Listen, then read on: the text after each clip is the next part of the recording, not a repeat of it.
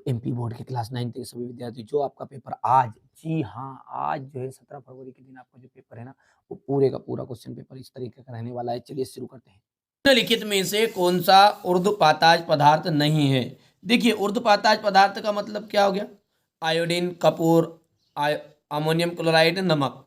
तो देखिए, नमक जो है ना एक ऐसा पदार्थ है जो सीधा ठोस से गैस में नहीं बदलता। बाकी सारी चीज़ें जो है ना ठोस से गैस में बदल जाती है, इसलिए ये सारी चीज़ें ऊर्ध्वपाताज पदार्थ है, लेकिन नमक आपका नहीं है। बोरॉन, सिलिकॉन, जर्मेनियम इत्यादि क्या है?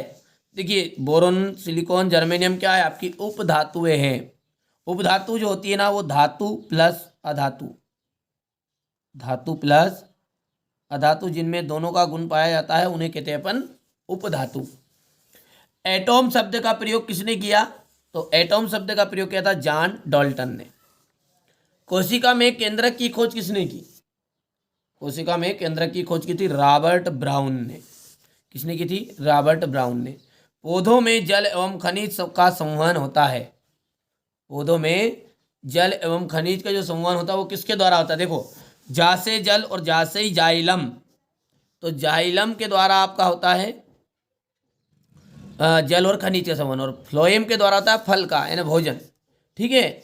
विस्थापन में परिवर्तन की दर को क्या कहते हैं? विस्थापन में जो परिवर्तन की दर होती है उसे अपन कहते हैं वेग। यहां से इंग्लिश मीडियम वाले बच्चों के लिए पहला आपका साल्ट हो जाएगा, दूसरा जो हो जाएगा वो सी ऑप्शन रहने वाला है, देख लीजिए आप।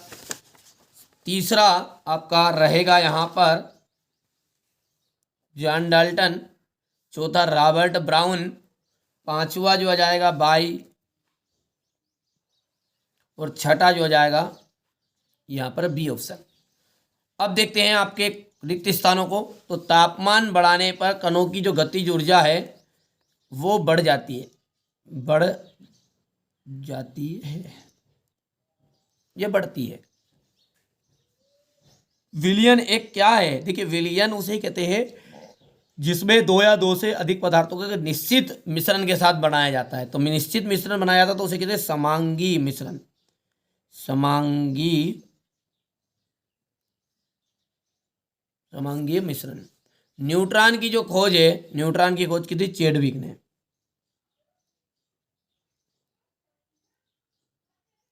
चैडविक ने की थी न्यूट्रॉन की खोज। पादप कोशिका की जो भित्ति है वो सेल्यूलोज की बनी होती है। किसकी बनी होती है?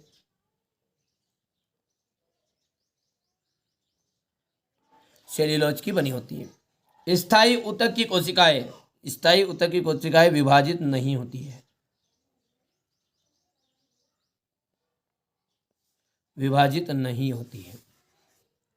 न्यूटन का डेडेस नियम जड़त्व पर आधारित है। प्रथम नियम, प्रथम नियम जो है जड़त्व पर आधारित है। अब है आपका फिलिंग द ब्लैंक्स, जो कि इस टाइप का रहेगा। ठीक है, इसको अपन भर लेते हैं थोड़ा पहले। चलिए, अब यहाँ पर अपना है रिक्त स्थान, जो कि इस टाइप का रहेगा, देख सकते हैं। ठीक है। तापमान का जो मात्रक है, तापमान का मात्रक हो जाएगा केल्विन। जेल का जाएगा जेली, पनीर, मक्खन। कार्बन का जो संकेत हो जाएगा सी। केंद्रक, केंद्रक का जाएगा कोशिका नियंत्रण कक्ष। आंख की पलक का जाएगा ऐच्छिक पेशी और अनैच्छिक पेशी। दूध में शुद्धता की जांच का जाएगा लेक्टोमीटर। हो गया। यहां पर अपन देखते हैं तो ये हो जाएगा आपका क्वेश्चन नंबर 3 में। अब है एक वाक्य में उत्तर। हमारे आसपास द्रव्य कितनी अवस्थाओं में विद्यमान होता है? हमारे आसपास जो द्रव्य है ना वो 3 अवस्थाओं में विद्यमान है। एक ही प्रकार के कणों से बनने वाले पदार्थ को क्या कहते हैं? एक ही प्रकार के कणों से बनने वाले पदार्थ को कहते हैं शुद्ध पदार्थ। कैल्शियम हाइड्रोक्साइड का रासायनिक सूत्र, कैल्शियम हाइड्रोक्साइड का रासायनिक सूत्र है CaOH। किसी इलेक्ट्रॉन पर कितना आवेश होता है? किसी इलेक्ट्रॉन पर कितना आवेश होता है? 1.6 इंटू 10⁻⁻19 कूलम। ठीक है। अगला है आपका वेग में प्रति सेकंड होने वाली कमी को क्या कहते हैं? तो वेग में प्रति सेकंड होने वाली कमी को अपन कहते हैं मंदन। ठीक है। दो या दो से अधिक फसलों को निश्चित कतार पैटर्न में उगाने को क्या कहा जाता है? तो अंतरा फसलीकरण। हो गया। यहां पर अपन देखते हैं ये आपका हो जाएगा। इसके बाद में अपन देखते हैं आगे, तो ये आपका क्वेश्चन नंबर 5।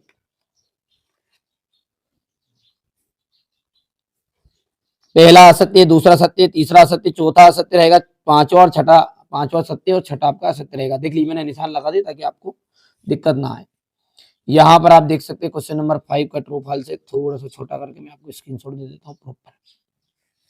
अब क्वेश्चन नंबर 6 से देखिए, ये सारे के सारे क्वेश्चनों का सॉल्यूशन मैं आपको दे रहा हूँ, ठीक है। पहले तो अपन इनका प्रश्नों को देख लीजिए, इंग्लिश मीडियम वाले बच्चे भी इसमें बहुत सारे होंगे। हो गया इतना। क्वेश्चन नंबर 8 फटाफट स्क्रीनशॉट लो आप। ये हो गया क्वेश्चन नंबर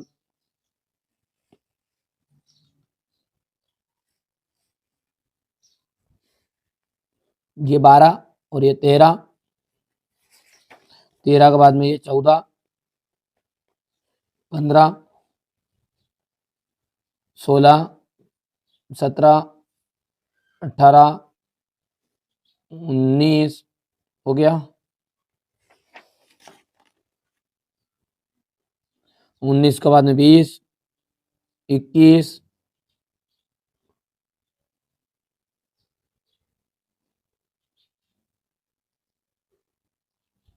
23। तो ये तो हो गया आपके पूरे क्वेश्चन, ठीक है। अब रही बात इसके सॉल्यूशन की, तो देखो सॉल्यूशन में आपको बता देता हूं। यहाँ पर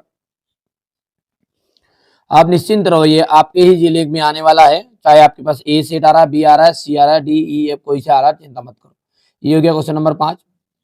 गलनांक और क्वथनांक में अंतर हो गया, गलनांक और क्वथनांक में अंतर हो गया।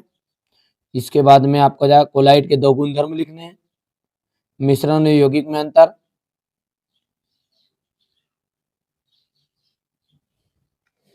थोड़ा सा इसको पर थोड़ा सा यहाँ पर ऐसा रख देते हैं, स्क्रीन बड़ी कर देते हैं ताकि दिक्कत नहीं आएगी मेरे को पकड़ने में भी। हो गया इतना भैया। यहां से देखिए विषमांगी मिश्रण, भौतिक और रासायनिक परिवर्तन के दो उदाहरण देने हैं। ये भौतिक परिवर्तन हो गया और ये हो गया रासायनिक परिवर्तन। रदरफोर्ड के परमाणु मॉडल की क्या सीमाएं हैं। यहां से हम बात करें कैथोड किरणों के प्रमुख 2 गुण,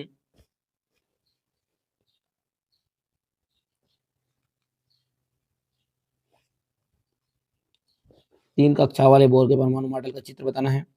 रंध्र के क्या कार्य है, ये यहां से देख सकते हैं। ये आपका फटाफट स्क्रीनशॉट लेते जाओ। रेखित पेशी और अरेखित पेशी में अंतर, ये देख सकते हैं। पौधों के ऊतक मुख्यतः कितने प्रकार के होते हैं। सदिश राशियों को परिभाषित करनी है, मंदन को परिभाषित कीजिए। हो गया। बल का एसआई मात्रक क्या है, समझाइए।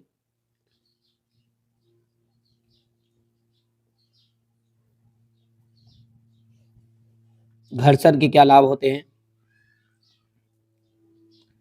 ये यहां से देख सकते हैं आप। गुरुत्वीय त्वरण से आप क्या समझते हैं। ऋणोद किसे कहते हैं, इसका मात्रक। गुरुत्वीय त्वरण जी और गुरुत्वीय नियतांक जी में अंतर। आर्किमिडीज का सिद्धांत और अनुप्रयोग। पादप कोशिका और जंतु कोशिका में अंतर। माइटोकॉन्ड्रिया को कोशिका का बिजली घर क्यों कहा जाता है, देखिए। ऊर्जा संरक्षण का नियम।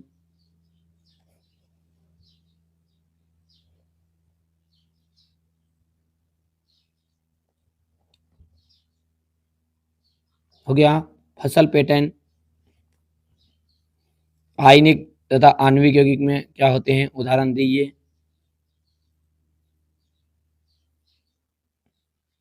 निम्नलिखित यौगिकों में विद्यमान तत्वों के नाम लिखिएगा।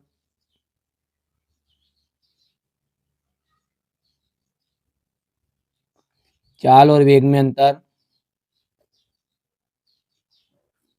दूरी और विस्थापन में अंतर, पराध्वनि के कोई 4 अनुप्रयोग लिखने हैं, अनुप्रस्थ और अनुदैर्ध्य तरंग में अंतर। ठीक है, तो ये मैंने आपके पूरे क्वेश्चन पेपर बता दिया है। ठीक है, तो ये मैंने आपको देख सकते हैं एमपी बोर्ड के लिए क्वेश्चन पेपर बताया, चिंता की कोई बात नहीं है।